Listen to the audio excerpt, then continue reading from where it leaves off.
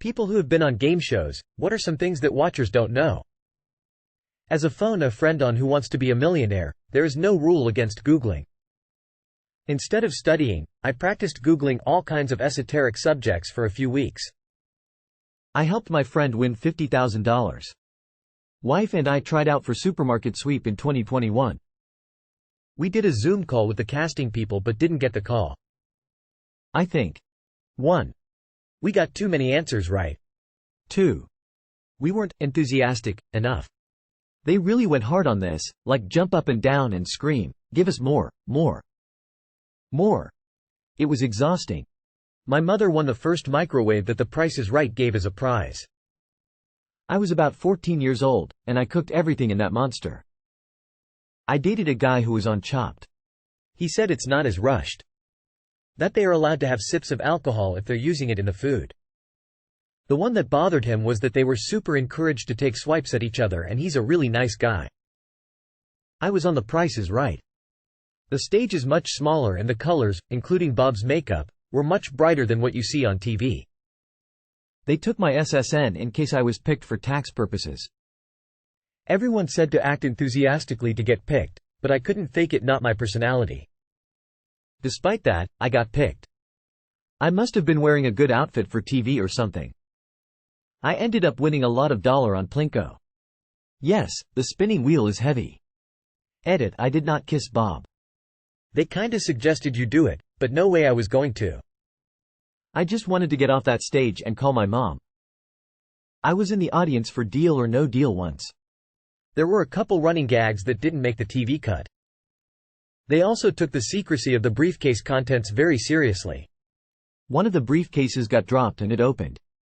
I don't think anyone saw the number inside, but that was enough for every one of them to be taken back behind the stage and re-randomized.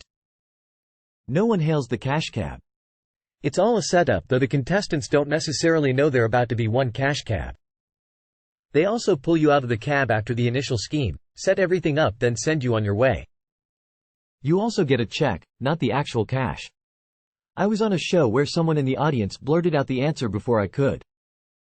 They stopped production, removed the audience member, took me off stage, reset the entire round and started over. The kicker is I knew the answer anyway, and the new round had a category I knew absolutely nothing about. Audience member cost me $30,000. Not me on the show, but my dad.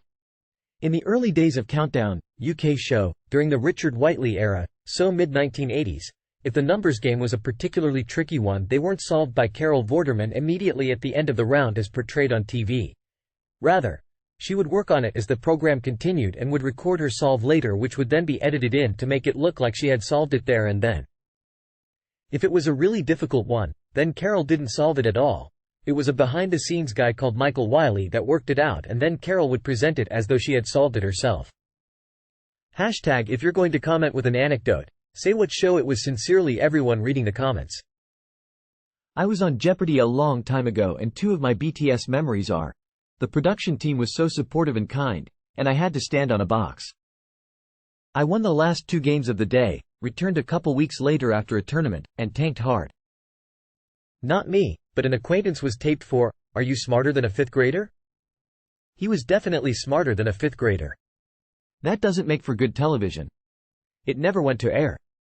On Jeopardy, there are tiny lights surrounding the game board that aren't visible on camera.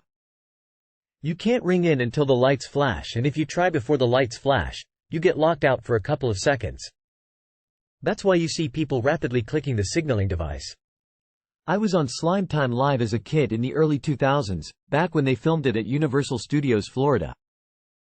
They picked the contestants that are going to play in advance and then put us in the crowd and announced us on air and told us to act surprised.